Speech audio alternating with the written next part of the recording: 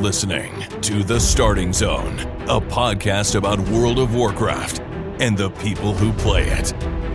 And now, here are your hosts.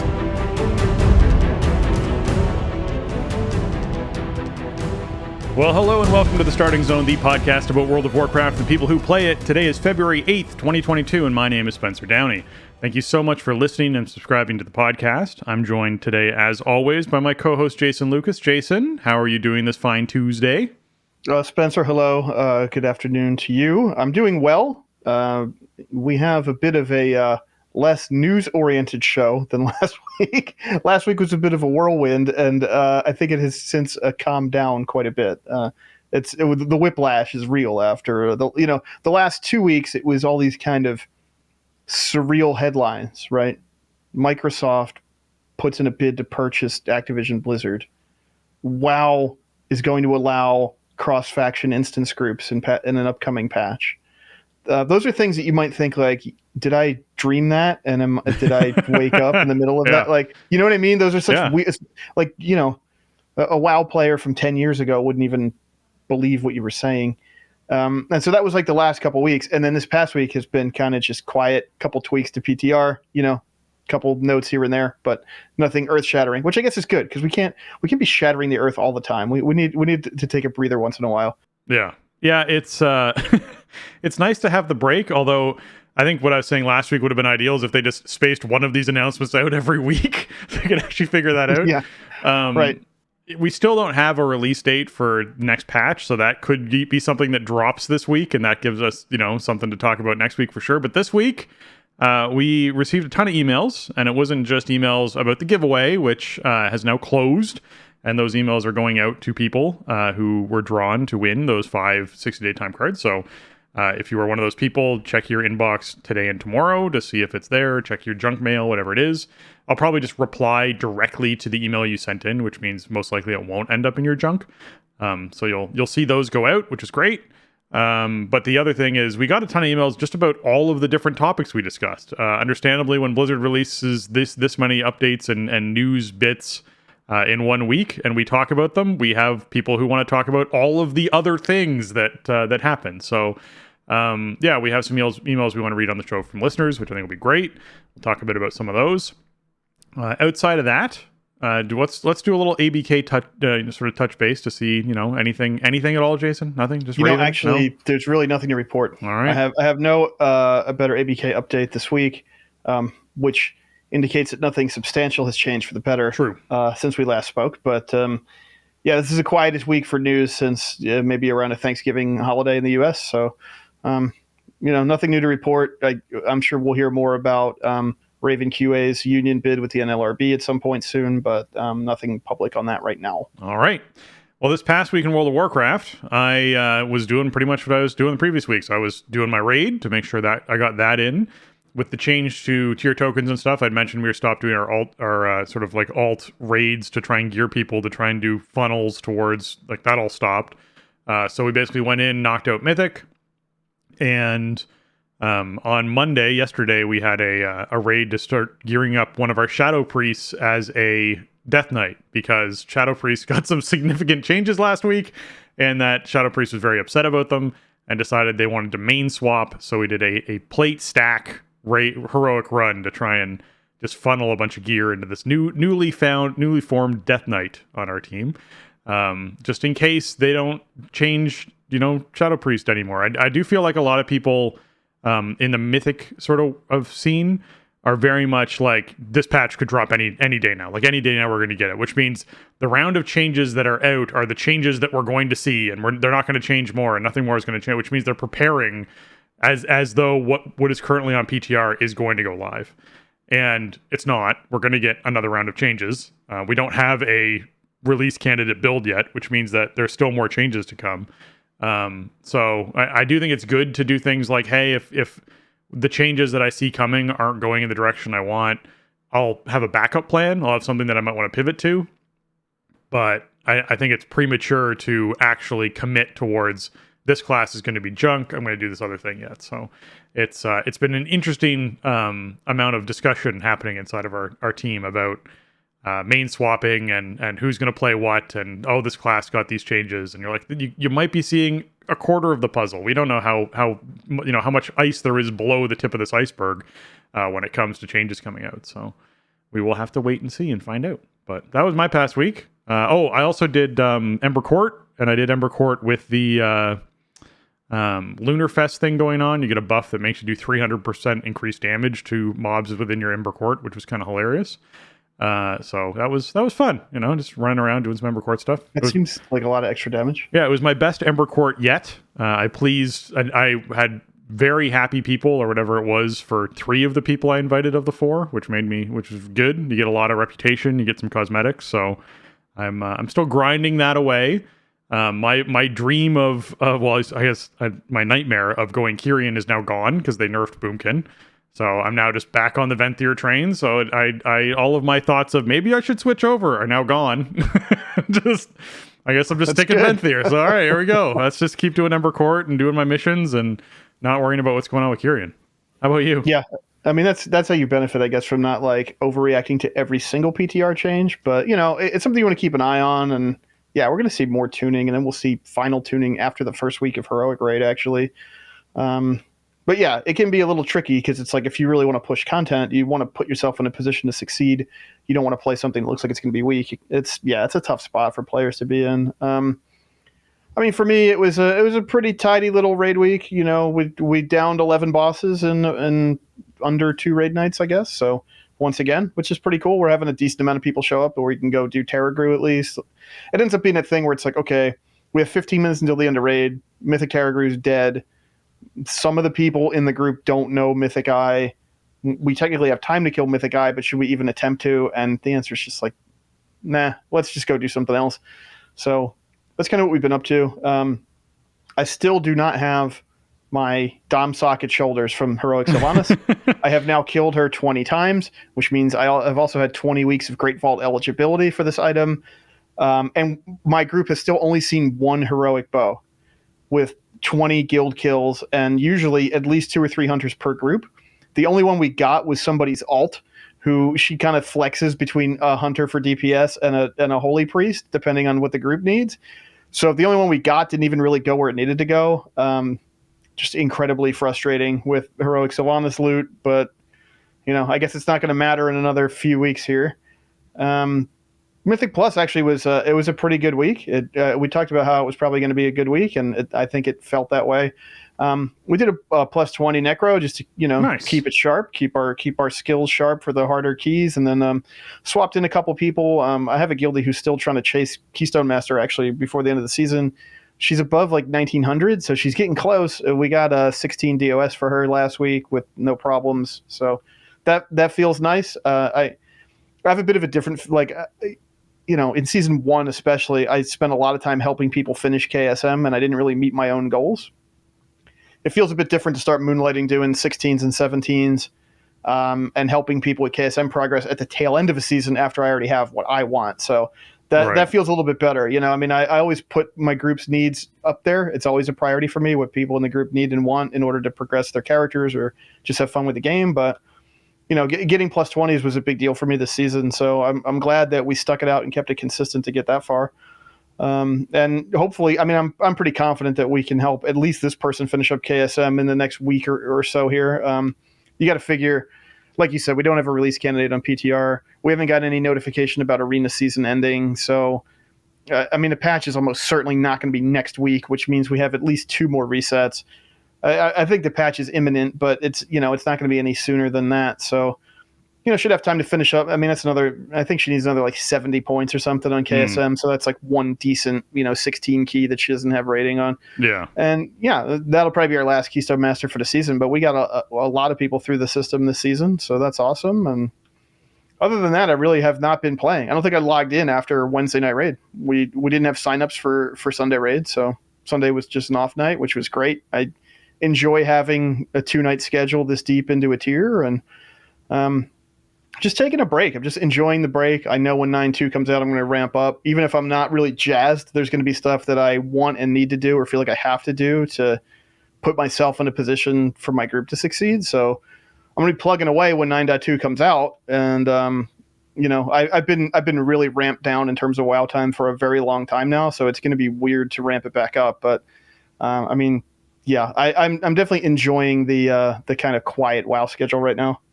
It's been a weird experience to have this quiet of a WoW schedule, to be honest. I'm so used to having something that is like massively drawing me into the game that I've reset goals to make sure I found something again. And my goal was there's a lot of Korthia stuff that I didn't get to do as far as achievements and other things went. So I've gone back to farming Korthia things just because I needed something in my daily loop. And an example of that is cosmetics that you can get from Korthia from doing the quests there. There's specific cosmetics that drop as quest rewards. So if you go there every day and you just check which ones are up, sometimes they're like, hey, this is the Venthyr, the Covenant specific Venthyr cosmetic that you can get. So I've got like the helm and the bracers and the gloves and a few of those cosmetic pieces. And so I just sort of go and check every day to see if that's something that, I want to collect. That's cool. That's a good suggestion. These are recolors of the Covenant armor sets that came in 9.1. Yeah. So it's one of the 4 color variations of that. So yeah, that's definitely a good thing to check on a daily basis for mod collectors. And I feel like transmog, as you know, just lasts forever. It's one of those things that carries between expansions. It's one of the few things that really does carry between expansions, and you'll want to keep using down the line. So I just feel like it's one of those nice time things of I go and some days there's no cosmetics up, so I just don't do any of the quests. Some days I go and there's 2 and I do 2 quests, and that doesn't feel like there's a grind or a pressure or something to do it. It's just like, oh hey, this happens to be up. The other thing, which we'll talk about this week, that I started doing last week because it started before today, was trying to get my mount from the Love Is in the Air Fest. That XT rocket is elusive, but it's back. Good luck. So you just a spreadsheet set up for all your tunes that are 50 plus. I'm just doing 2 tunes. I'm not one of those people who's going to do all my tunes on all my servers and all my. I do 2 characters and see how it goes. So what you're saying is you're not going to get it this year. I'm probably not. Yeah, my chance of getting it so extremely low that yeah.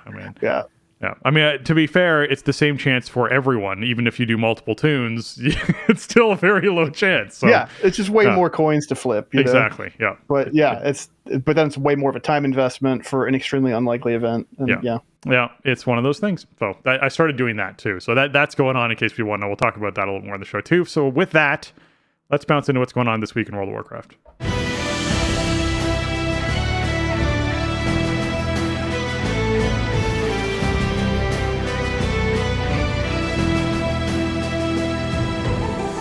All right, we got Cataclysm time walking. And this means the Sign of the Destroyer buff is up, increasing Cataclysm reputation gains from quests and combat by 50%. And End Time, Blackrock Caverns, Lost City of Tolvir, Stonecore, Vortex Pinnacle, and Throne of Tides are your 6 dungeons that you have access to. And if you pick up the quest in Oribos to complete 5 of them, you can get yourself a cache of normal Sanctum gear. The dungeons themselves drop 184 eye level for max level characters, and the vendor sells 178 eye level. And of course, this also means that there is a time walking version of one of the greatest raids that they've put out, which is Firelands, which you can queue up for and do. 10 to 30 players can go in, drops 226 gear, and you can experience some time walking Firelands. I dig that raid. It's a good raid.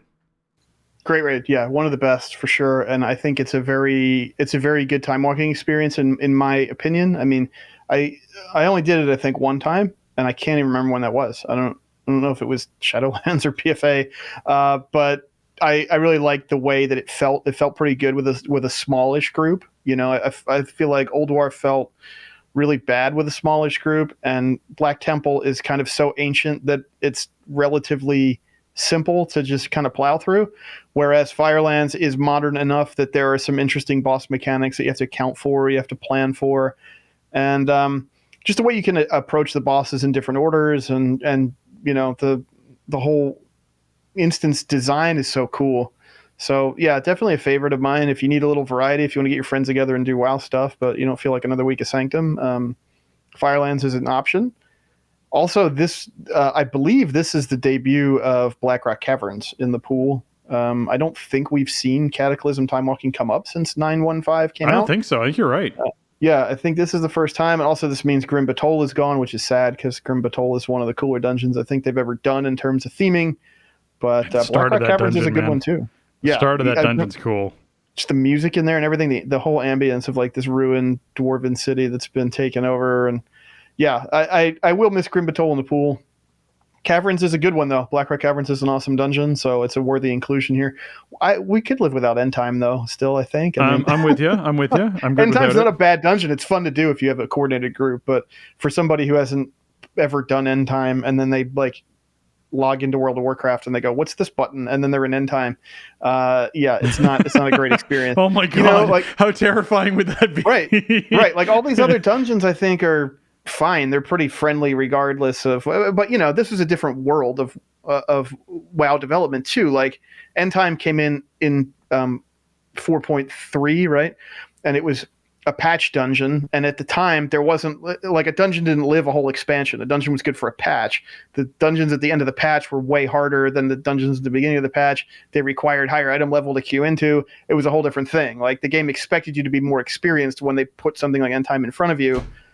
It doesn't work that way anymore. So I feel like that kind of sticks out, but all these other ones they're pretty good runs. I like these dungeons. They're designed to be, quick runs. This is a great way to just, hang out with your friends, level up some tunes. I think it's better for level up than for max level, but if you got a max level buddy and you're leveling up, try to stack armor classes and, try to grab some gear for when you do hit max level.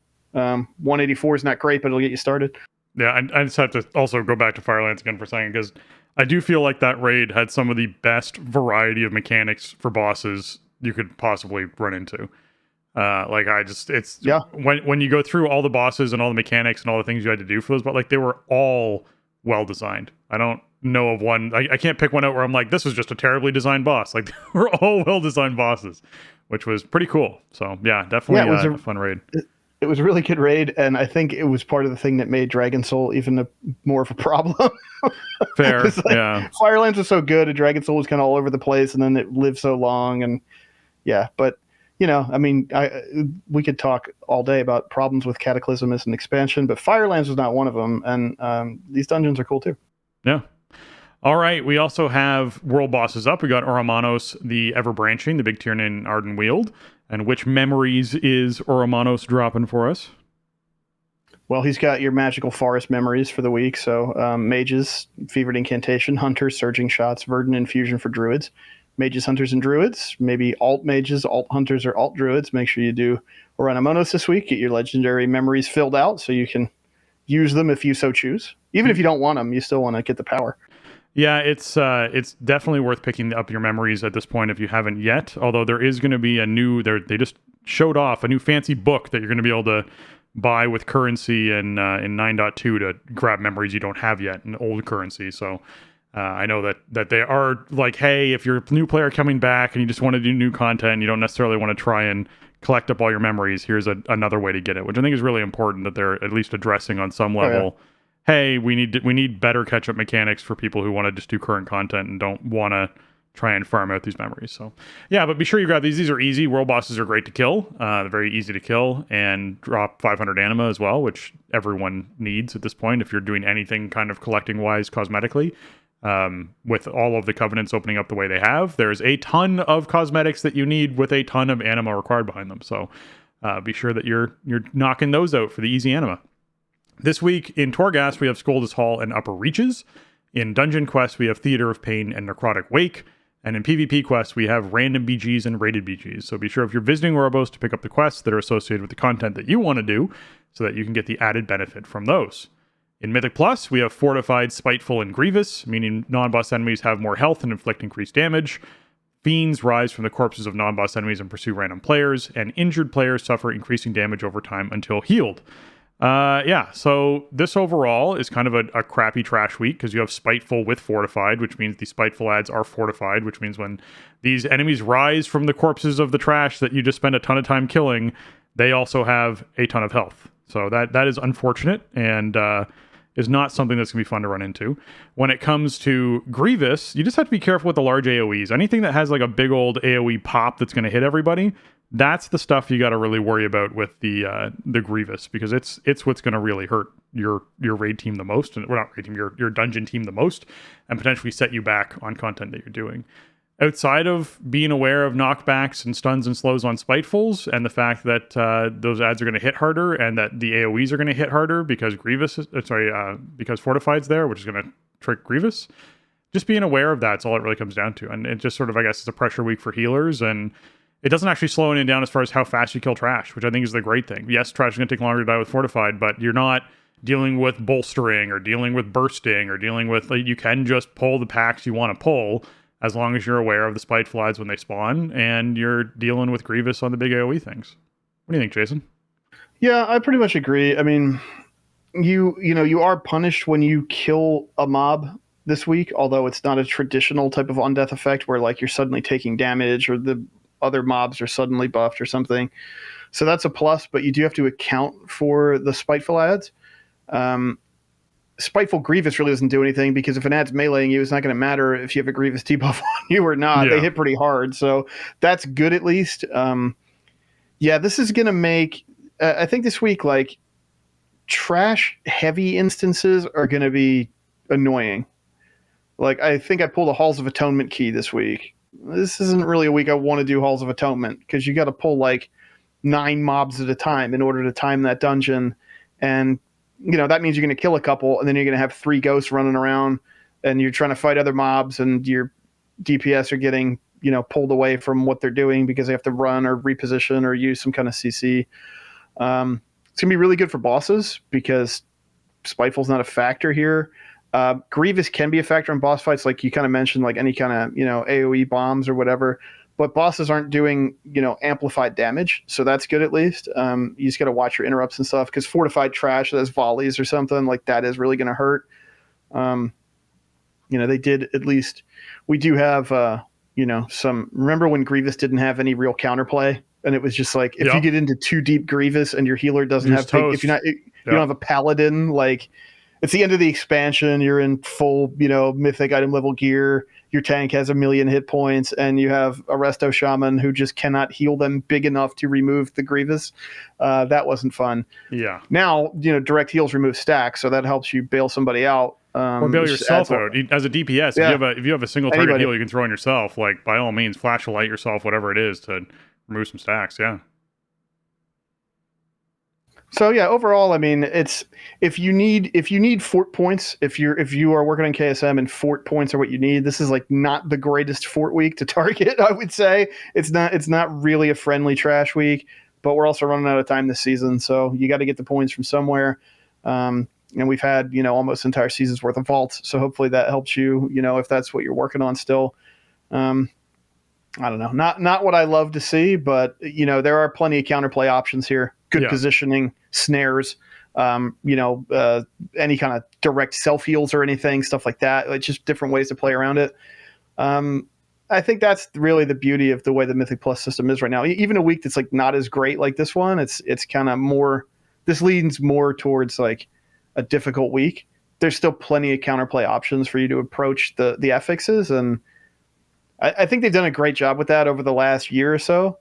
And that's what makes the system really fun to play, because it never feels like super unfair. There are no dead weeks, dead keys anymore like there used to be in the early days of M+. I mean, at certain ranks, like you can obviously like hit a ceiling, but it used to be like, oh, you have this dungeon, well, we're never doing that one, so who has something different. I feel like balance is just way better at this point. It's just more about solving the puzzle. Yeah, well, hopefully, best of luck for those people trying to get their fortifieds this week, because it's not an easy week, like you said, but hopefully people are able to get it done. As far as PvP brawls go, we have the Shadow Pan Showdown. It's funny, we were just talking about this last week, I believe, which is Tiger's Peak Arena, only there's 2 bosses, 2 PvE bosses, 1 fights for each team, and you essentially have to defeat the other team / defeat the other boss. Whoever the first team to kill the other boss wins. The opposing team's boss wins. It's cool. It's a really unique, interesting. There's a lot of being able to sort of CC / control the opposing team to help your boss out. Healing your boss is a thing. Like, there's a lot of different aspects to this. I think it's pretty cool. I dig this concept of an arena. I kind of wish they did it on an even grander scale than this. Like the bosses were just ginormous, and you're like the size of their feet. They're like actual raid bosses walking around. Would be hilarious to me. But they're pretty big. They're still pretty imposing, and they stand out. So I still think it's cool to check out. So check it out if you can. Pretty fun brawl overall. Yeah, cool change of pace. This is like the perfect thing for a brawl, because this would never fly as a BG, right? Like this is a different type of thing than what people want out of a BG. So it's a good opportunity to slot it in. And now that we have brawls every week, it's like we just saw this in December, I think. So we see the brawls like over and over again now, whereas before it was a 2-week or longer rotation, and there were some brawls that were busted and not in the pool. And now it's like you actually get to do the brawls. It's awesome. Let's do the same for time walking next. Yeah, having time walking come back every week would still be amazing. Still waiting for that. Would love that. Hopefully they do it at some point, because they need to do that. I think that's the best way to keep old content viable and alive, and in people's hands to play. Like it's important to do that. Okay, Lunar Festival. Lunar Festival is live through the 13th, so we still have a few days left of Lunar Festival. If that's something you're trying to do, you collect those coins of ancestry. You can go to Moonglade and defeat the holiday boss Omen. You can get your Lunar Lantern or your Festival Lantern, depending on your faction. There's the dragon costume, which Jason wants to highlight every time because it's just so cool. So cool. And there's 3 different colors too. Pick your favorite. Yeah, exactly. And then, of course, we have all the other cosmetics. We have the festival dresses and the pantsuits and the flower crowns and all that fun stuff. So if that's something you're into, go do some Lunarfest. Enjoy that. And as I mentioned top of the show, Love is in the Air is currently on. It's live through the 21st.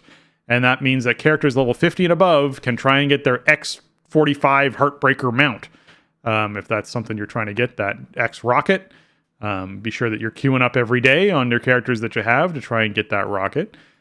During this event, all the Love is in the Air holiday items are transmoggable. So if you want to run around with some of the Love is in the Air gear on, you can. Remember that you just check your transmog, see if you already have it. If you don't have it yet, maybe you should go pick some up, because maybe you'll have fun with that aspect of the game as well, as far as transmogging things. And then, of course, we have the lovebird hatchling, the pet and the mount. I mixed the two together. I mixed the bird and the mount thing together. If that's something you want to get, you can get the pets and mounts and all that fun stuff too. Overall, this is not my favorite holiday, and it has nothing to do with the fact that I haven't gotten the mount. It's just not a super cool. It was cooler to me back in the day when you gave out Valentine's Day cards to each other, and you could write cards. That was neat to me. I feel like I need to be part of a mega guild to sort of make that happen again. Yeah, I don't disagree. This holiday got massively reworked about 8 years ago or something. It's been a long time, but it doesn't work the way it used to. I'm not sure that the way it used to work would fly in WoW of 2022, Fair. But I also don't think that the rework really did much for it. I mean, it's fine. It's a thing to do. It marks Valentine's Day in Azeroth. Okay, that's cool. The cosmetics are not really in line with what I want my character to look like. I have a bunch of this stuff over the years just from doing the various achievements and whatnot, and just participating in the holiday. But I don't want to ride around on the X45 Heartbreaker. I don't want to ride around on the Swift Lovebird. I never pull pedal feet out. It's just not. It's just not where I'm at. It's fine. If that, I'm not judging. If that's your jam, then have at it. You got another almost 2 weeks here. The event just started, so plenty of time. I think we've seen holidays get revamped a lot over the years, and I think there are certain holidays that stand out as being really robust and fun and have cool stuff to shoot for, and some of them are just kind of in the game because they've been in the game and they have some stuff that they've added to them, but they don't really feel robust. And I think I think both of these, honestly, Lunarfest and Love is in the Air, kind of fall into that category for me. It's not stuff that compels me to participate. Yeah, I feel like Lunarfest needs to get more added to it. I need additional events tied into Lunarfest, because it's so cool, and especially with what happened with Teldrassil and everything else. I feel like the Night Elves need to have a bigger party when it comes to Lunarfest and what's going on with it. That'd be cool. Yeah. All right. Dark Moon Fair. Dark Moon Fair is currently running as well. It runs until the 12th, and it's going to basically be the thing that you go to get your tokens and for your tickets to be able to pick up your dirigible mount. You're going to go there to get your food skill ups and your profession skill ups. You have your race that's going on. You got pet battles. You got all sorts of stuff happening. You got the concerts you can attend. There's the PvP arena thing. If you're still trying to get all your PvP arena tokens to get the achievement for that. Yeah, lots going on Darkmoon Fair. If that's something you want to jump into, then check it out before the 12th, because that's coming Saturday. It's going to go away on Saturday. Yeah. Okay, notable hotfixes for the week. Nothing really huge in the live game. Still focused entirely on TTR. Yeah. Nothing published. Yeah. In the last couple of weeks, we've been kind of skipping over stuff because, like, oh, we fixed this obscure bug. Okay, cool. This past week, not a single published hotfix. So, we usually spare the really boring ones, but in this case, we have nothing at all. So, Again, I mean, we know patches around the corner. Zero hotfixes for an entire week to the live game is more fuel for that. But at the moment, as we record this, I'm sure I wouldn't be surprised if within 48 hours or so of us recording this that we have some completely different information about 9.2. But right now, we don't have anything else. True. But as far as PTR goes, again, as I talked about, they reworked Kyrian Druid. They did a rework on Death Knight tier sets. They did a rework on Shadow Priests. They're still changing stuff up with Rogues tier sets. Like, there's a whole bunch of stuff still happening. So that's still all very much in flux. But something worth noting, Jason, is around professions. What do you want to say about that? Yeah, really cool note here for gathering professions. The note says, many skinnable, mineable, and gatherable enemies can now be skinned, mined, and gathered by all the players who engage with the enemy and have the correct gathering skill. Shared tags. Yeah, for collection professions. Awesome. This is a cool change. It's something they've kind of mentioned as like a tech problem and also like a gameplay problem in the past. I mean, obviously, people who've been longtime skinners have certainly felt this pain, right? Yes. There is a dev note here that says, in order to help make skinning, mining, and herb gathering of enemies a more group-friendly experience, we have adjusted skinning rules. The majority of skinnable enemies will now be following the normal tapping rules and be skinnable by everyone who engaged with them and has the ability to skin them. Some weaker and very specific enemies can still only be skinned once, while some rare and powerful enemies will be skinnable by everyone who engages them and is capable.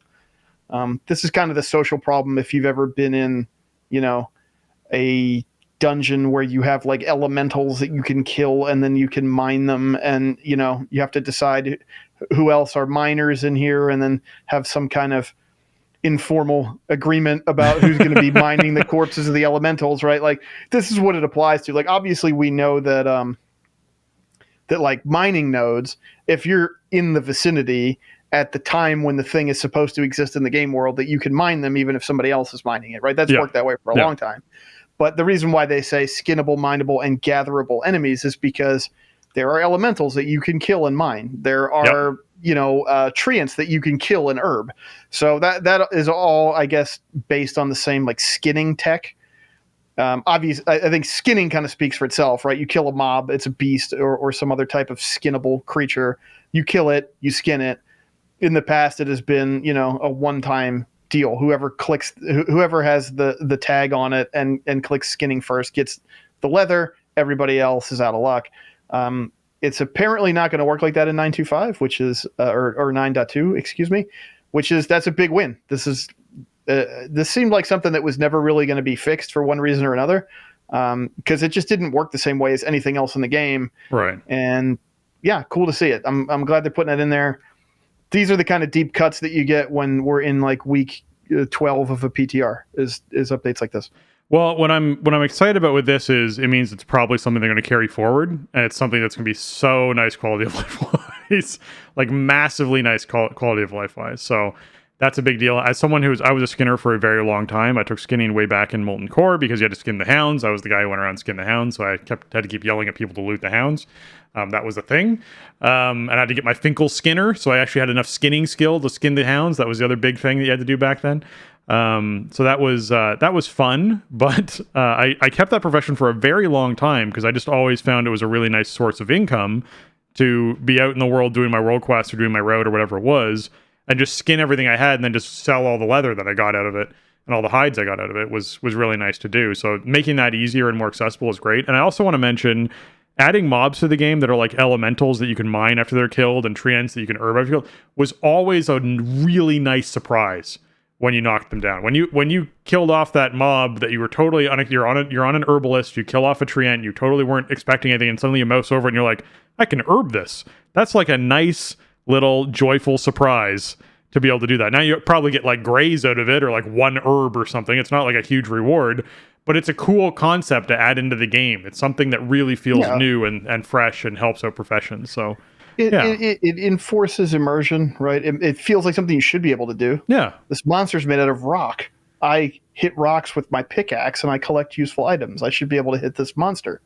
I think maybe, with this change, if they've sort of removed the social engineering problem with how to distribute the stuff that you could do from this, maybe we'll see more theming around this kind of stuff and have, these are not like, by and large, you don't get like super useful items from doing this stuff, but it's still cool to be able to do it. So, maybe if it's less contentious in terms of like tap rules and stuff, which it sounds like it will be, then that's a reason to do it more, I think, inside the game. Yeah. The thing I always harken back to whenever they do this, though, there was a quest long ago. I don't know if it's still in the game. It might still be in the game, where you could skin trolls, and it was really weird. To skin trolls just felt wrong on a lot of levels. That was a thing at one point. Yeah. Sometimes there are quests that sort of do not follow rules of skinning, or even like Yetis, which used to be skinnable and they're not skinnable now, right? Because they made them like that's right, or something. Yeah. So you never know. There's sometimes you're kind of on the borderline between a skinnable enemy or not. Yeah. Okay. As far as sort of like PTR update stuff goes, we sort of covered that. We're going to dive a little bit into class set changes coming soon, because they sort of talk a bit about this. And this is a developer forge is what they call it. They say, good afternoon, friends. You all have had a lot of questions about tier sets and the Catalyst work. And hopefully these will answer some of the questions that you have.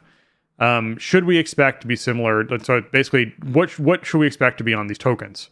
And so they just outright said, we have Mystic, which is going to be Druid, Hunter, and Mage. We have Venerated, which is Paladin, Priest, and Shaman. We have Zenith, which is Monk, Rogue, and Warrior. And we have Dreadful, which is Demon Hunter, Death Knight, and Warlock. So these are, I think, exactly the same tokens as we saw in for Denathrius during that tier when we were trying to get that gear. I think so, yeah. So I don't think this changed dramatically, which means that they did find the formula of, hey, based off of player population, who's playing what classes, this is what makes sense. So we're just going to stick with what made sense previously. So, that's not a big surprise. And then as far as how many tier tokens will drop, well, a tier token dropping on mythic bosses, their mythic bosses are basically going to drop 2 tokens for a mythic raid of 20 people. And in cases of scaling raids, basically 10 loot eligible people will see 1 token drop, while 30 will see 3, which means you can assume 20 will see 2.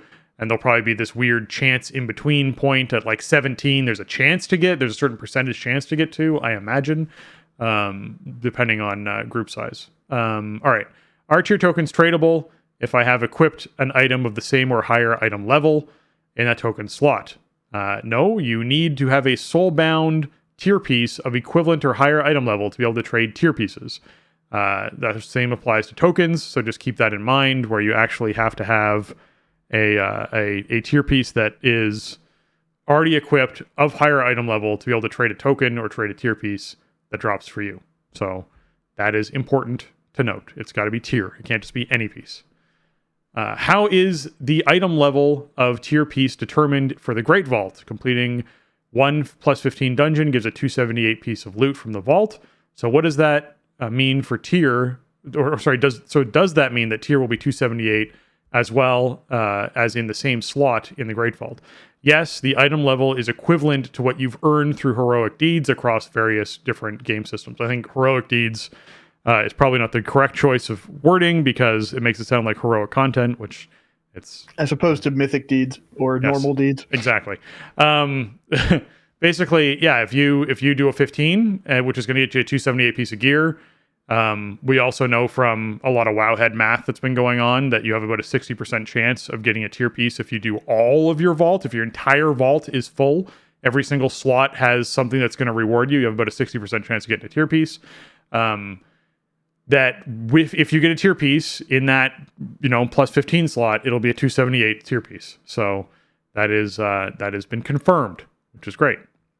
It means Jason can get his Mythic tier set through not having to do Mythic content by just doing Mythic Plus dungeons. Because if Jason was someone who just wanted to do Mythic Plus dungeons and didn't want to do Mythic raid content, he'd still want to get the best gear for doing it. So there you go. All right. When creating tier set items with the creation catalyst, what is the item level of the tier piece after the process is completed? Is it the same item level as the base piece given to the creation catalyst, or are there item level ranges that snap to LFR, normal, heroic, and mythic item levels of the tier? The item level of the thing you put into the catalyst... the item level of the thing you put into the catalyst, it also keeps mythic/PvP upgrade paths, tertiary stats, and sockets. So here's the big thing. If you put in a, let's say 278's mythic, right? If you put in a 273 item level piece of gear into the creation catalyst, you will get a 273 item level tier piece. That's what they're saying. And if that piece of gear you initially put in had speed on it, your tier piece will have speed on it. If that piece you put in had a socket in it, it will have a socket in it. This means that when you are getting your tier pieces, there's going to be a certain amount of, hey, I want to keep farming Mythic Plus, or I want to keep farming Raid to try and get things with tertiaries on them, any piece of gear with tertiaries on them that are inside a tier slot, so that I can go to the creation catalyst and turn this into a better tier piece than the one I already have, which is kind of exciting. So that's kind of cool. That's something to chase for players if that's something they want to do. It does mean that you will not have that feeling of, I have finished it. I have completed getting all of the gear at the highest item level. I never need to go back into anything again. That won't happen because you'll always be on the hunt for that next thing with a tertiary or a socket or whatever it is to actually be able to turn into a tier piece. Unless you happen to get that on all those tier pieces, which a few people will, and we all hate those people. All right. Are tier set items created by the creation catalyst upgradable, or do you need to remake the tier with a higher item level base piece? You want to remake it with a higher item level base piece unless the initial version had an upgrade path from PvP or Mythic Plus, and you earned currency to allow it to be upgraded that way. So what they're saying is, if the initial piece that you put into the creation catalyst was from World Quest, let's say, right? Let's say it's a raid piece. Let's say it's a normal raid set of shoulders that aren't tier, and you put them in and you turn them into tier shoulders. There's no upgrade path attached to that initial item, which means that initial item can't be upgraded. But if you found Mythic Plus shoulders and you put them into the creation catalyst and turn them into tier set, you can then actually continue the upgrade path from the initial shoulders from Mythic Plus. So you can go and spend Valor or spend Honor to be able to upgrade that initial piece of gear. Pretty cool overall. I think that's a pretty great change that they threw in, or not change, but great addition feature that they threw in there to be able to actually keep that upgrade path, because it does make those Mythic Plus pieces pretty desirable to be able to go, hey, you know what? We were only able to do a 10 this week, but I got this helm. I don't really like the stats on it. I'm going to turn it into a tier set piece. So I now have my 2 piece on my tier set because I have my helm, and I'm going to be able to continue to dump Valor into this helm to upgrade it along the way to get it up to, not quite max item level, because it's the same thing as what happened previously with Mythic Plus, but pretty close to it. So definitely a cool change. Glad that they put that in there. And then last but not least, Creation Catalyst charges. How do Creation Catalyst charges work? Well, it's pretty simple. The Catalyst charges will start relatively rare. You get 1 per week, then accelerate in acquisition rate as the patch moves towards the future. These values will gradually accelerate over time to the point where eventually you will be earning a charge every other day. So their plan initially is, hey, you're going to get these charges, pretty rare, like 1 a week kind of idea, but by the end of it, you'll just be out doing activities and getting a couple of these, like 4 of these a week kind of idea. So be sure that you're, if you want to, you can catch up pretty quickly with Creation Catalyst. Overall, great informative post. I think this answers a lot of questions, which is great. It cleared up a lot of the stuff I was really worried about when it came to the actual tier pieces going into normal gear going to Creation Catalyst becoming tier pieces.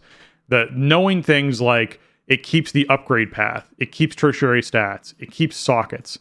These are really crucial pieces of information that are great for people to know ahead of time, because knowing what you're what like that first piece of gear you put in the Creation Catalyst, you're going to be really excited to put in. And you're going to feel like, I don't want to make a mistake. I don't want to put in the wrong piece, if you will, right? And you're like, okay, well, to a certain degree, depending on what tier pieces you've already gotten, if you've been doing raid, there's going to be I really need my helm because I really need that to get a two piece or a 4-piece or whatever it is, right? To a certain degree, there's going to be that existing. However, knowing like, hey, you know what? I have this helm that's normal and it won't have an upgrade path or anything. I don't really want to put that into it when I have these shoulders that have an upgrade path on them. That to me is an interesting decision for a lot of players to do. So right off the bat, knowing that is great because it means that there's going to be fewer people feeling like they've made a mistake when they choose their piece to put into the creation catalyst. Yeah, this was a really good post, and there is a lot of info in here. This would have been great if it would have come out closer to the initial announcement, or maybe was appended to the initial announcement. It seems like this is stuff that they knew about when they announced the change back to tier tokens, right? So it's weird that there was a lag of about a week and a half there or whatever, but maybe they wanted to just gauge how people were feeling about it and answered like the most, frequent questions. I think there are good things and bad things here. I think that the good things outweigh the bad things. I mean, as we talked about previously, I think tokens is the correct call for these types of items inside the raid, especially since they're like a bonus drop. I think doing 4 different tokens with 3 classes each is okay.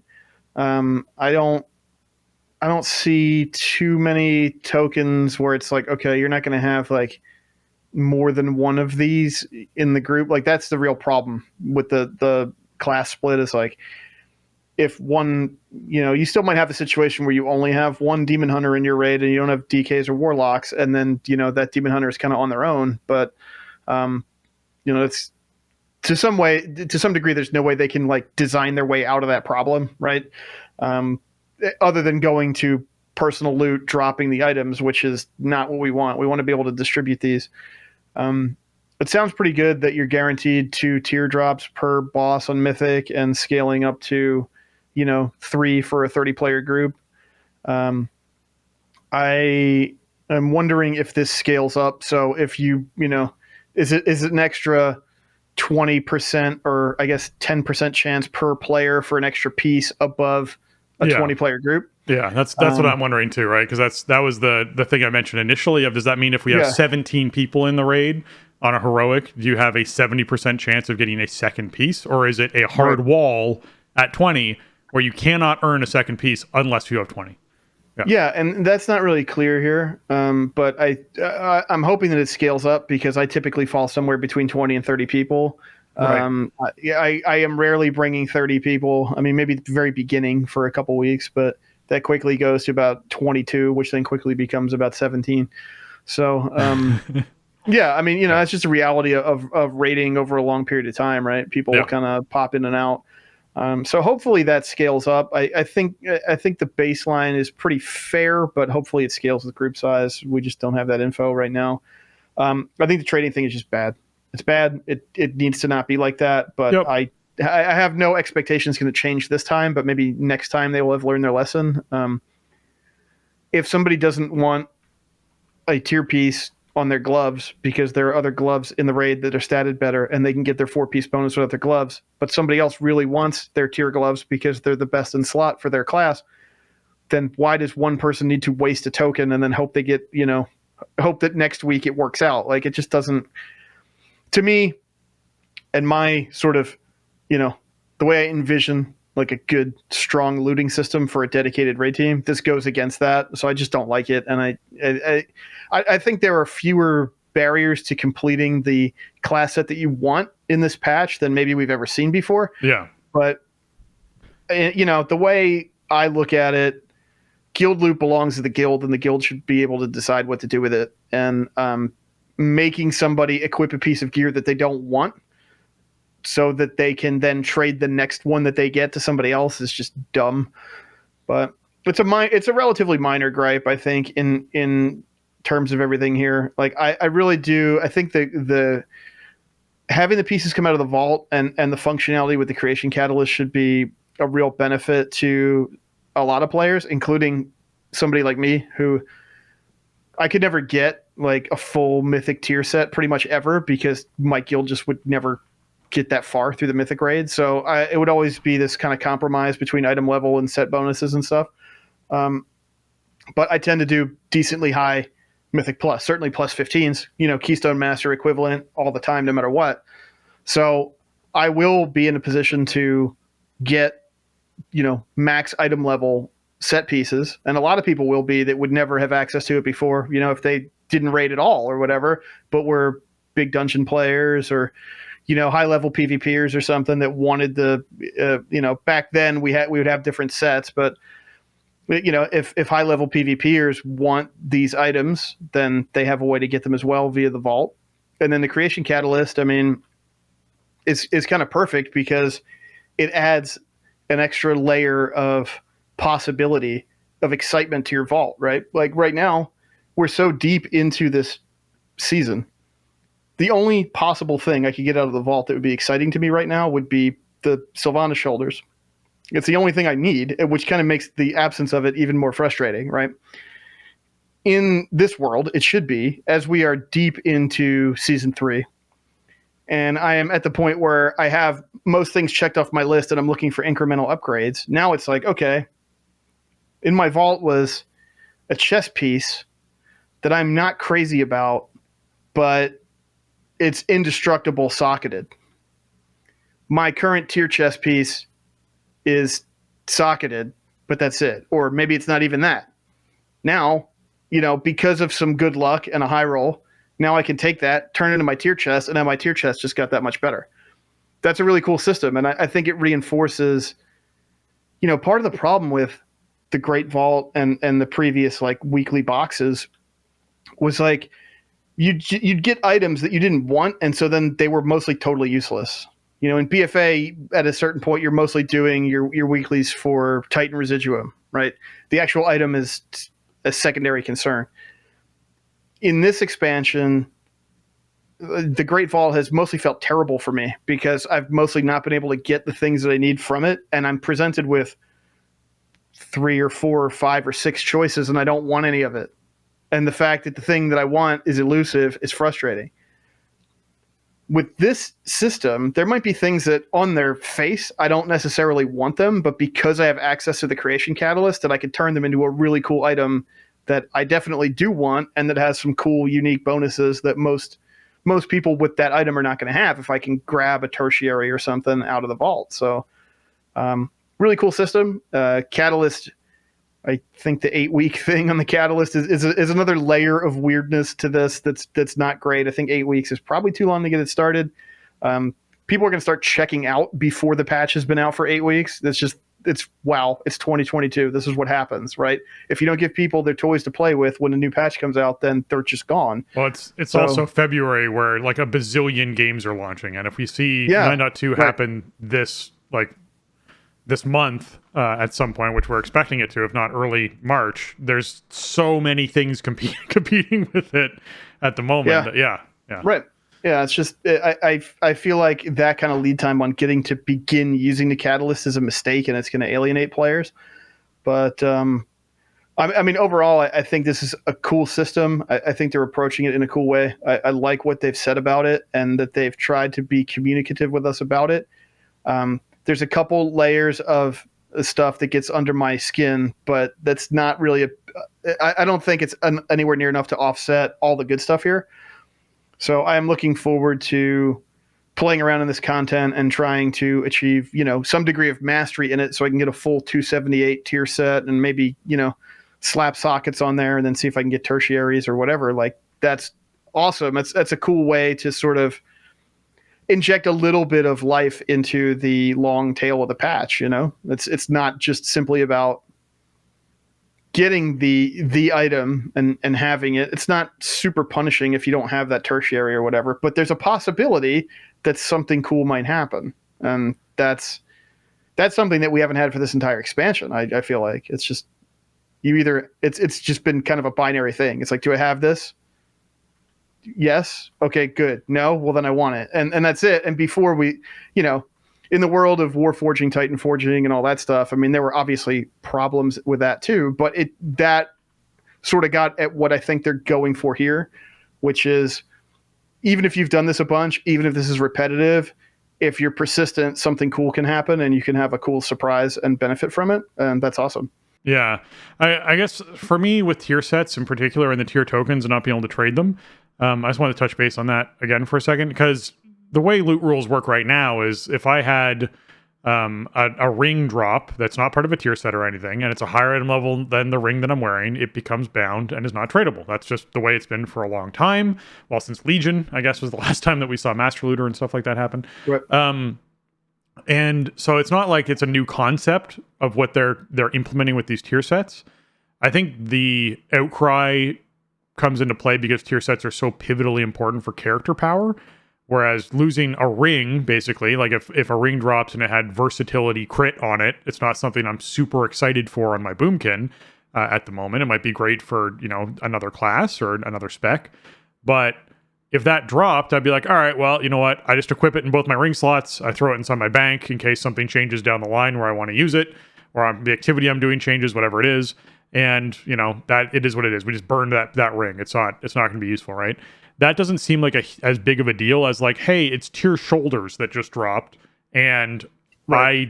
I, am not going to be using these as you pointed out, because let's say my legendary for my second legendary is my shoulder slot.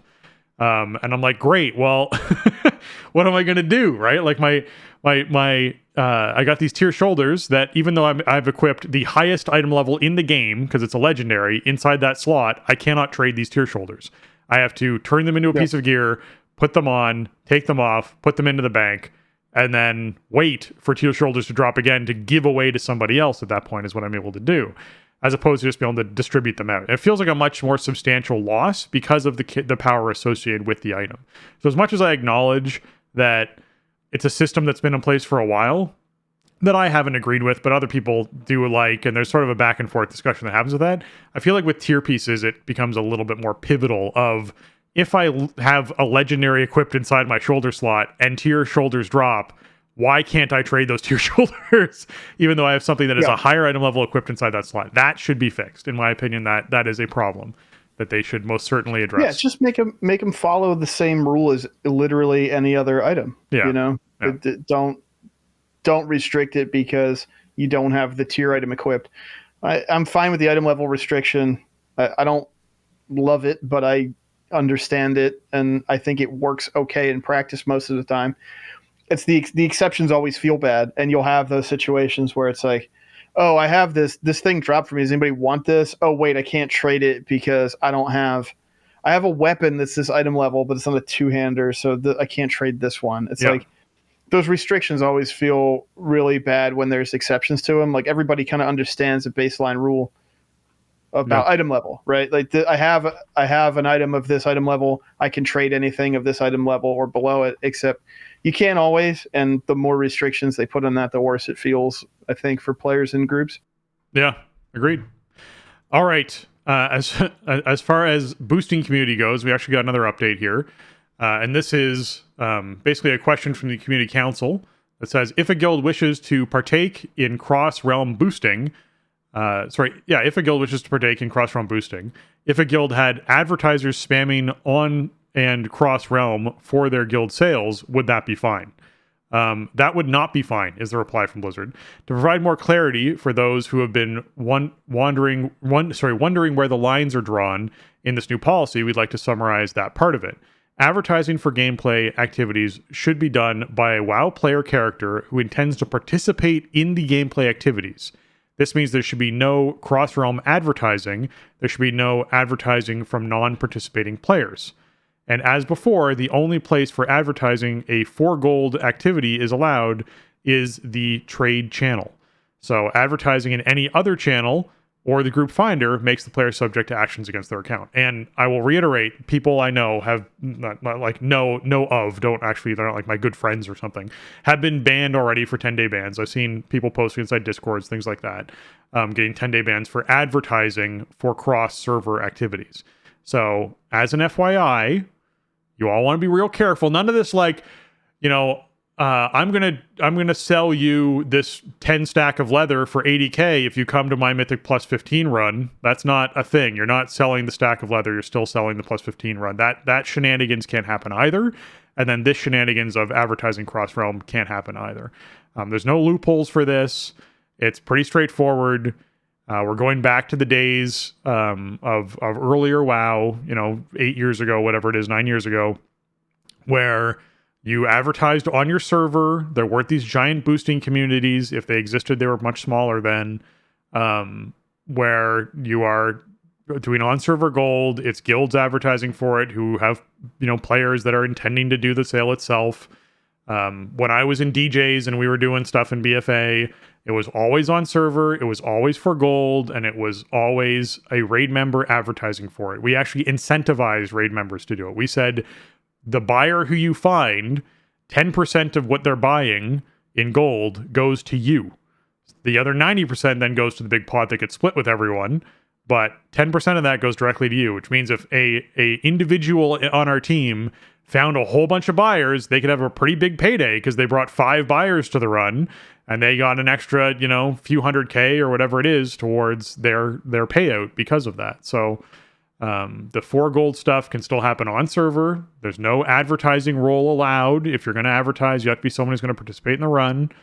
And Blizzard can check all of that stuff. So be very careful with skating the line and where the line is. They've drawn it, in my opinion, fairly clear in the sand of what they're trying to get. I agree with that to a degree, but I have a small problem here. Uh-huh. I do think this is good info from Randy. It provides a very specific example, and it lays out from Randy in very clear language information that players need to know. This should have been included in the initial post. Yes, it should have. And this is from the Community Council Forum, which is awesome. It's good to see that people are raising salient points on the Community Council Forum and that they're getting responses from the community and dev teams. This should be communicated more widely than this. This should have been in a blog post. This should be front and center. This should not be in a forum post. This should be on social media or something. It's just not. This is not a sufficient. It's not a sufficiently broad channel to be trying to communicate this type of information.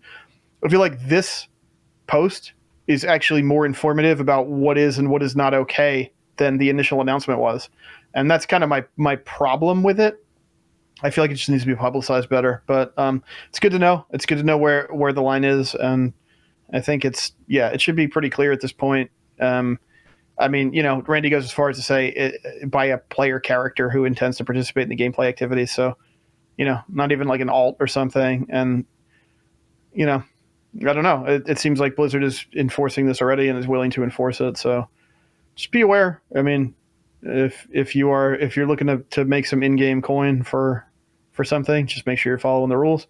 And if you're looking to spend some in-game coin, make sure you're following the rules, I guess, too. So yeah. I'm waiting for that 9.2 post about how cross-faction sales are going to work on the same server. Oh boy, that's going to be a whole other mess. That's going to be wow, what a mess that's going to be. Yeah. It's not really technically possible through conventional means, right? Because you can't mail, even if you have characters of each faction on the same server, you can't mail gold between them.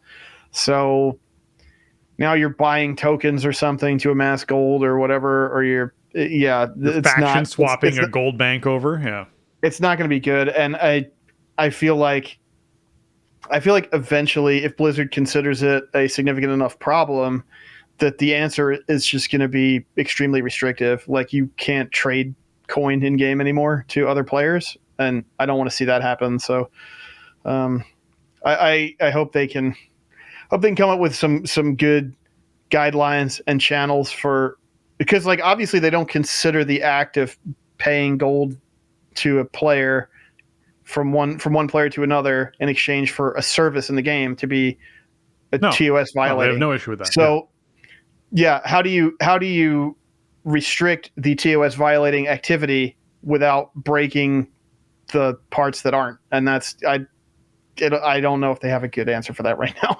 We will have to wait and see.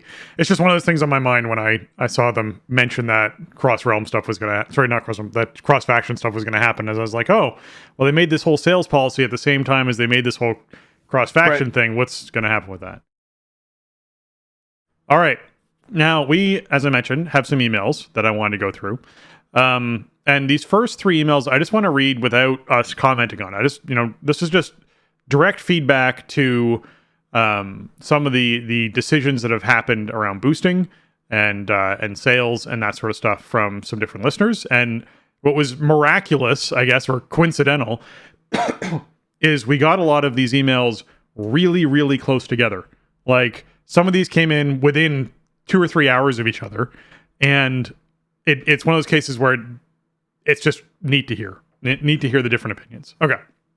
So this first one comes in and says, I appreciate the content you guys do. I really do. You both do good work. I just felt compelled to share my feedback that it seems like a bigger emphasis on discussion is the Mythic raid team perspective, particularly related to this recent episode. I can't roll my eyes harder listening to the impact of more strict rules around carry sales. It's such a crap aspect of the game. As you can tell, my sympathy for the Mythic Raider and customer who pays for that could be measured on the width of a human hair. Okay, that's the first email we got. All right. The second one. That was from Ethan. Well, I was trying to keep names open. That's fine. I'll let Ethan get in there. Next email comes in from Tantina. I'll put the names in. That says, at one time you guys mentioned more or less I was paying these guys to get an achievement. That right there is what makes it wrong. If you want to earn an achievement, you got to earn it. Otherwise, you didn't achieve anything, even if you paid for it. It also destroys the M+ community when someone with bought high RIO or high rating gets invited without knowing what an interrupt is. Weird to hear you guys defending these people, but I have friends in this line of work. I guess I would too. But if I had friends in this line of work, I guess I would too. Thanks for a great pod. Been listening for ages, and it's one of those weeks' absolute podcast high point, especially now when many other WoW casts have thrown in the towel. Greetings from Sweden. So thank you for the Swedish feedback. All right. Now this next email comes in from Nick that says, "Boo, don't take away boosting." Hi, Spencer and Jason. This is my second time writing in with some thoughts about a topic that was discussed in the most recent episode of The Starting Zone. First, though, I've said it before and I say it again. Thanks so much for the work you do on the show. I greatly enjoy it, and I know many, many others do too. Spencer, I feel your pain about the recent ban on boosting for gold. I am similarly not surprised, and when I first got into boosting, I was honestly surprised that it was allowed at all. But boosting has been hugely beneficial for me, and it's a bummer that it's been way, way hampered, if not stamped out all the way. I was on a dead server at the end of 9.0. The guild I was in mostly disbanded, and this was significant because we were among the top rating guilds on our very small server. Finding another guild wasn't really an option, so I decided I wanted to transfer servers. But to transfer my main and a slew of max level alts would be over $100. I decided to start boosting to make enough gold to pay for tokens and transfer tunes that way. I made the gold and transferred my characters. The new server has been great. I found a community, got AOTC, made friends, and now these friends are real-life friends too. We text and are really good buds. Boosting made that possible. Additionally, boosting has helped me pay for exorbitantly high-priced base legendaries for alts, pay for boosts through Torghast for legendary memories, have the gold to quickly level up professions. Boosting is also what I've been into now that we're in a drier spell. It keeps me doing the content I like, gives me a reason to log in, and helps me build up resources I'll need for patches in the future. Boosting really unlocked a lot of great aspects of the game for me. I know boosting isn't entirely gone, but to players like me who aren't uber connected like you, pretty much need to be in order. Sorry, it's not referring to me. I know boosting isn't entirely gone, but to players like me who aren't uber connected like you pretty much need to be in order to participate in it now, it feels that way. I find trade chat as annoying as the next person. The other downsides to allowing boosting are clear as well. But this move that came out of nowhere takes away one aspect of the game I greatly enjoyed. Just offering my 2 cents. Thanks for your hard work, Nick. All right, so I don't want to comment on these posts because I this is fully someone's opinion. each of these people have very valid opinions on what's happening in the game. I might disagree or agree with them in different ways, but it was just interesting that after we had that conversation, these emails came in very close together and have very differing perspectives on the entire situation and reasoning as to why they feel one way or another about the changes that are happening. So I just wanted to share those on the show because I think it's pretty neat to hear what you guys think when it comes to these sorts of topics. Yeah, definitely. Thanks for writing in. This is a hot button thing. I think the button will probably cool off a bit now because the change is the change, and I don't think we'll see any huge changes to it in the near future. So it just kind of is what it is at this point. It's the kind of thing that seems to it kind of bubbles up. It reaches some kind of crescendo, and then Blizzard does something or punishes somebody, and then it backslides, and then eventually it pops up again. The last time was with Gallywix and all that, right? Like that was a huge thing for that, and then it's sort of tailed off for a bit, and after this change, I mean, it's going to be, Blizzard's obviously drawing their line in the sand, so I think it seems like Blizzard's main goal is sort of to make it like unobtrusive to a player who's not actively like trying to participate in it, sort of like what they said about cross-faction instances, right? Like they're telling you where to go to seek it out, and that's that, right? They don't want to see it in other parts of the game. They don't want boosts advertised in the group finder, just like they don't want you to use Dungeon Finder and queue in with somebody cross-faction. Yeah. It's something that we're going to have to learn to live with, just like cross-faction down the line, like you talked about. And we do have an email about cross-faction. This one comes in from Keith, who says, "Hey guys, just wanted to give you a different perspective on cross-faction. I've played Horde since vanilla because that's where my friends play. My main today is a paladin, and I've always wanted him to be a human. I've loved to raid since vanilla, but have recently focused more on Mythic Plus due to not being able to find a guild that fit my needs just right. So I'd still be able to play with my Horde friends no differently than I currently am. As soon as cross-faction goes live, I plan on paying for a faction/race change, which, FYI, I hope you don't have to do. I hope they consider that and make it free or at least massively discounted. Give us a free one. What are you doing here? All right. I'm a player who will only be positively impacted by this change, and this is one of the examples of how Jason's guild might also be positively impacted in terms of potential new guild applicants. I had the factor to me that's curious about that one is, I guess if Horde people change over to Alliance, you could potentially get new guild applicants there. I guess that's a factor. Right, yeah, like if somebody has a Horde group of friends, but they've always kind of wanted to play Alliance, now they can change their character's allegiance and still play with their friends, but they can find a guild environment, that is the way that they want to play, right? They want to, they can, it changes the recruiting pool. In NA, it decreases it, but it just makes it different. Maybe you're on an Alliance favorite server, and on an Alliance favorite server like mine, if you want to be in a raiding guild, you're probably going to be playing Alliance if your tune is on that server, right? So that, even if it's like a practical decision, it could be that way. Each individual situation is going to be a little bit different. But yeah, I think, you're going to see traffic both ways, but that's kind of the tricky part about when, one faction is predominant in one activity in one region, is that, it kind of establishes its own gravity, right? Yeah. And it's going to attract players regardless. But that is an interesting thought. I'm sure there are people who play either faction in any region who do so because of, I want to say peer pressure, which is like not really, it's not as nefarious as sounding as that. Maybe, I don't know. Like, I don't mean to say that in a bad way, but I mean, in a way, part of the reason why I play Alliance to this day is because my initial friends I started playing with wanted to play Night Elves. So, right.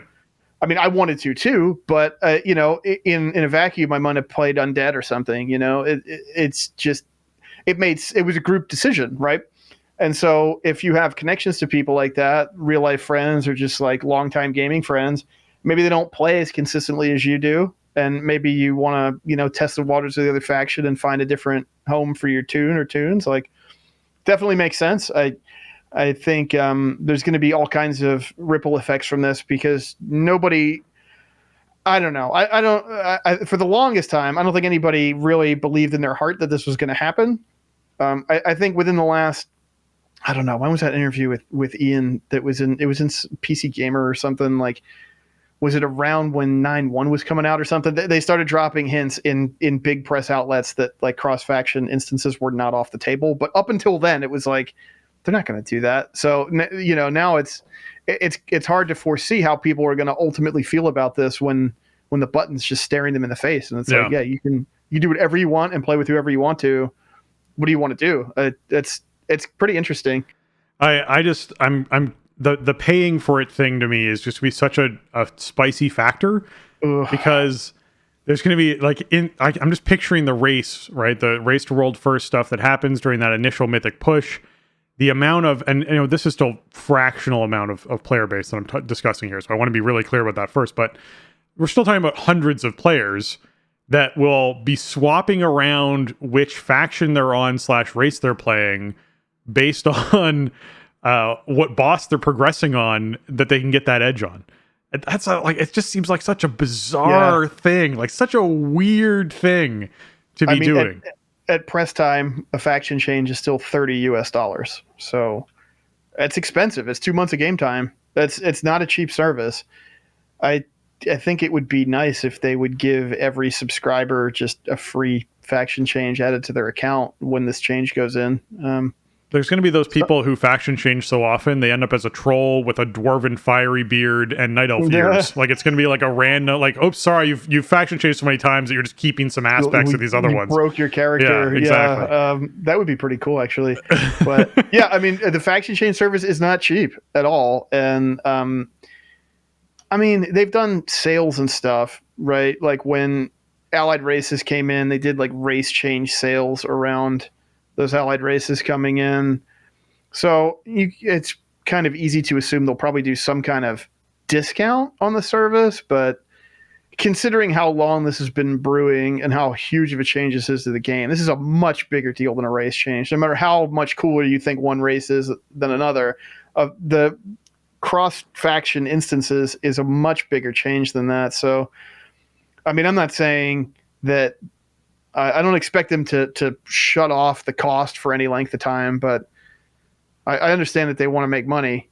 I get that. And I also understand that they want people to be, influenced or whatever you want to say, to stick with their choice, right? To make a meaningful choice and stick with it and play the game with the choices that they made. I get that as well. But yeah, I mean, it's such a fundamental change to the structure of the game. Like, just give everybody a free one at least to check it out. Yeah. All right. Second half of Keith's email is, I had another quick question for Jason. As someone like yourself who regularly runs Mythic Plus in the 15 to 20 range, you have access to gear that upgrades to 246 and 252 vault gear. If I'm not mistaken, that is better than heroic raid eye level drops. What is your primary incentive to do heroic raid every week?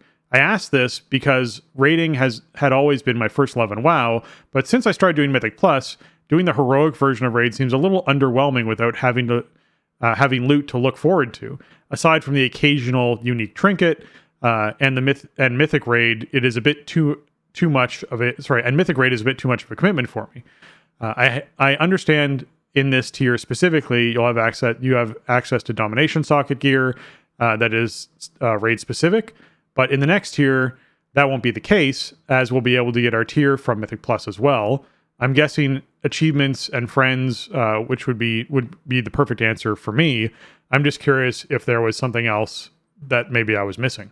So, not trying to poo-poo your still doing heroic content, just trying to understand and make sure they're not missing out on another motivation to be doing it when you're already getting this gear from Mythic Plus. Yeah, I mean, I would say individually motivation is low. I'm not like looking forward to doing heroic Sanctum of Domination tonight, right? Like I've cleared the entire raid 20 times. We've been in there since July or something. There's one thing I would like for my character from there that I'm feeling like I'm probably not going to get before it's all said and done. So individually, I really have no motivation at all, in terms of me as a player or my character. But I like playing with my guildies and having the routine of like getting together and raiding. It helps with continuity. It helps with the guild sticking together and being consistent, tier over tier, expansion over expansion for many years. We are not really actively recruiting right now, but it is a good recruiting tool. People want to be in guilds that raid. If they want to be in a raiding guild, if they want to be a raider, then they need a raid schedule. And if they look at that WoW Warcraft logs calendar and they see logs 2 or 3 nights a week, every week for years, they go, okay, I think this is probably a consistent team. I'm not going to waste my time with these people, right? That's a big part of it. I am the GM. I am the raid leader. I signed up for a degree of responsibility over the group. Whether I myself am enjoying what I'm doing on a moment-to-moment basis or not, I have a responsibility to the group to run the team and to make sure a raid happens for the week, make sure people get what they want out of their experience, and that they're willing to come back a week from now, a month from now, a year from now. That's all part of it. I mean, there's no material benefit to my character. It'd be great if I could get the shoulder upgrade. Sometimes there are better items in raids versus Mythic Plus dungeons, regardless of item level, because they have some kind of unique effect. But gear's not a huge motivator for me. I've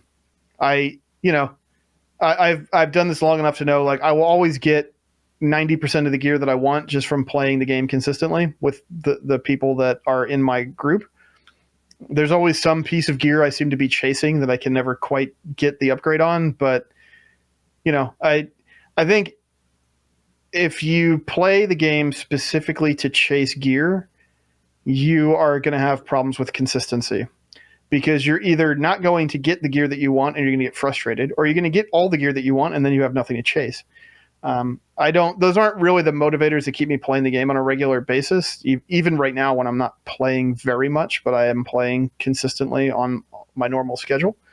That's pretty much it. It's about the health of the group. I am not going to abandon the group or excuse myself from my responsibilities to the group for, a consistent period of time, or a long period of time, just because I have other things I would rather be doing. Like, what I put into the guild is paid out to me quite a bit when I do have things that I want. So that's my main motivator, is making sure that the guild is as healthy as it can be. And it's been a challenge of late, because I don't know if you know this, but people don't really like Shadowlands. And between that and the, all of the swirling nonsense around Blizzard and Activision, Blizzard has also been bad for morale and bad for attendance and bad for overall engagement in WoW. So it hasn't been a good time. I'm really hoping next expansion we just get into a world where WoW can just be this thing that is like generally okay and people generally enjoy, and we can just enjoy it, and it's not this swirling maelstrom of tension and bad feelings. And I mean, it's been a rough couple of years. I would like that to be over, but that's pretty much it. I guess on that is it's all about the group and what the group needs to do. Cool. Thanks for the email, Keith. Next one comes in from Rock and Rolla, who says, I was listening to the show and you guys were talking about the community feature in WoW. I run a Mythic Plus community and they are very broken. Please use your influence to shed some light on this. As an example, I will go to my community and see X user online, then switch to my friends tab, and X user is really offline. Sometimes it might show X user in Ouroboros, but my friends might show him or her in a dungeon or raid. Switching between community and guild will show half the community offline. Doing a quick toggle, they might all then reappear. Communities are very broken, and if WoW devs are going to anchor cross-faction play around this, it will be a nightmare. I have emailed the WoW team about this and had no feedback. Thanks so much for the amazing show. If I had an Apple iPhone, I would give you a 5-star. You don't necessarily need just an iPhone. You can give us a 5-star just by making an iTunes account, which you just go to iTunes, make an account, and search for the podcast. So we have all the links on all of our show stuff too, and click and go there and submit a review. It'll make you make an account to do it. So. But yes, I completely agree. Communities are broken. All of these things are problems I've noticed.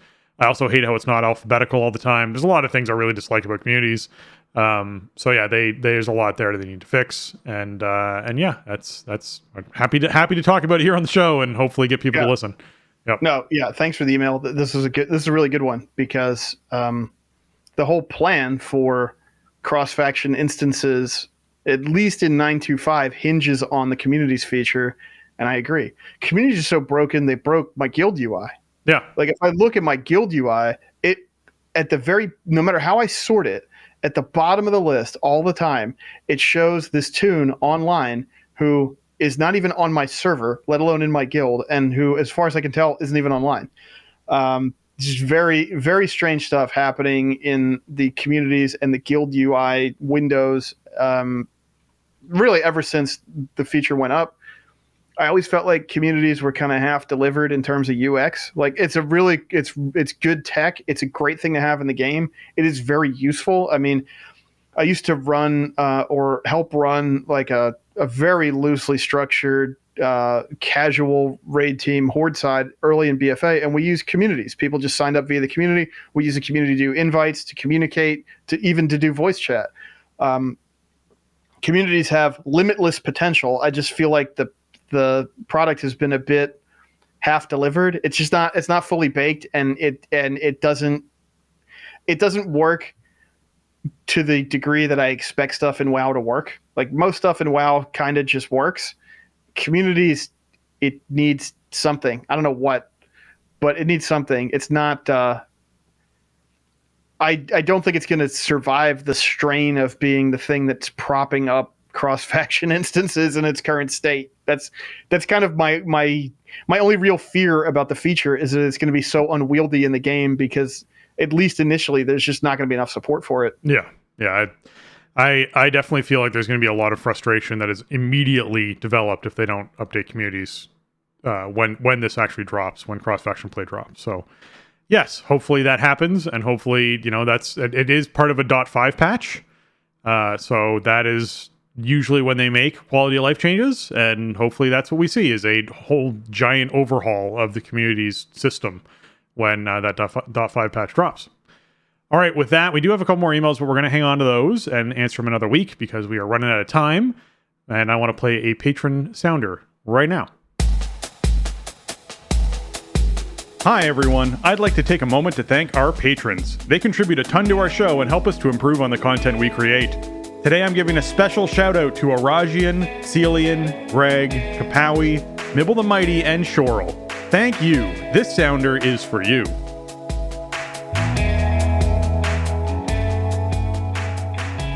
Our Patreon's over at patreon.com/thestartingzone. And a big thank you to our newest patron, John R. Thank you so much for jumping in and helping out our show. It helps pay for all of the hosting and funding and stuff that we need to run this show. So we appreciate our patrons greatly. Thank you so much to everyone who supports the show. And welcome, John R., to the Patreon. All right. Stay tuned for our February event scheduling. We haven't done any sort of plans for our call-in show yet, although it is a short month, February, so we'll have to do it sometime soon, and we'll figure out what works best for that. It'd be great if we got a release day for the patch before we did our call-in, because then we could send her, a question around potentially what's happening with patch stuff. But we will find out. We'll at least, hopefully get a release candidate before then. Crossing my fingers by Thursday this week that we hear something for maybe the 22nd. I don't think that's out of bounds. I mean, that's like as close as it could possibly happen, but yes. Right. I think if we get a release candidate this week, an announcement of arena season ending this week, not this reset, but next reset, patch on the 22nd, that would be great. It seems like PTR is in a bit more flux than they tend to be when they're this far in. This has been a long PTR now. I mean, PTRs are usually about 12 weeks, and we're right around that. I think next week will be 12 weeks, so we'll see. Yeah, I definitely would love to be able to talk to people, patrons, about their experiences in 9.2 for February. So it would be nice if it ended up being the 22nd, but if not, then it's not like we don't have plenty of stuff to talk about around WoW and Blizzard and the games industry these days. So. Yeah. There's a lot to talk about still for sure. And it's been great getting all these emails this past week. So That's been wonderful, and that's At really least the adds most to it. emails we've gotten in a week, like ever. Probably, yeah, since we also had the giveaway happening in there as well. Yes, 100% the most emails we've gotten in a week. Yeah. But just like feedback emails, like we don't really get a lot of emails, which is like we tend to read almost everything people email us as long as there's some kind of discussion. You mean read it on the show? We read everything anyone sends us. We read everything. It doesn't always make it on the show, but yes. We do get some spam. I don't usually read the spam that comes through, but if you want to sign up for somebody's trying to sell life insurance to the starting zone, that's not usually a thing that I read. But yeah, no, you're right.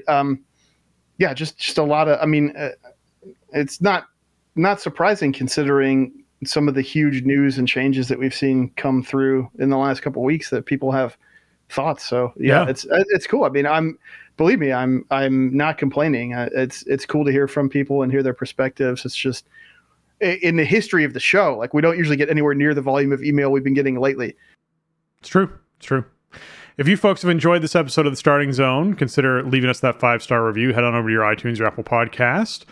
They really help out our show, and we love hearing and reading reviews from our listeners, like this one who comes in from Willie Beeman 20, who says, love to tune in for updates in the community. Thank you for everything you do. Great content. Thank you very much, Willie. I appreciate you dropping us the 5-star. And it does, like I said, boost us up those charts, helps more people find the show.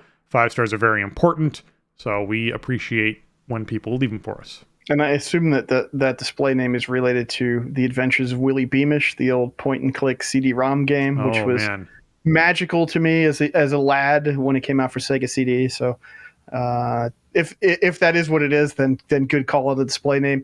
If not, and you don't know what I'm talking about, look it up, because it was, I don't know. It probably doesn't hold up 30 years on, but it was neat back then. I mean, fair, but at least you know that there's some sort of relation to the name. It's always neat when you find out something sort of related to the name. Willie Beamish. Gotta be, right? Lore, who's Josh Allen, has like 3 football players named after him. It's kind of ridiculous at this point. That's true. It's just legions of people were deciding to name their newborn sons after Josh. What an honor. Yeah. That wraps up episode 503 of The Starting Zone. If you want to check out the show notes or leave us a comment on the show, you can head on over to thestartingzone.com, the official website for The Starting Zone. If you want to contact the show, leave us your email, leave us your feedback, or send us an email, you can do that at thestartingzone@gmail.com, or reach out to us on Twitter, or you can join our Discord over at thestartingzone.com/Discord. If you want to get your hands on some TSE gear, you can find that over at tpublic.com/stores/the starting zone, or you can just click the link in our show posts and you can head on over there and see our designs on shirts and mugs and stickers and all that kind of stuff. And Jason, where can folks find you on the internet? Best place to find me, as always, is over on Twitter. You can find me over there at Shieldwald, always talking whatever I'm doing around WoW and other stuff. Great. And if you're trying to find me, you can find me on Twitter at Spencer_Downey, or over on Twitch at twitch.tv/SpencerHD. And with that, for Jason and myself, we want to say thanks for listening, and job's done.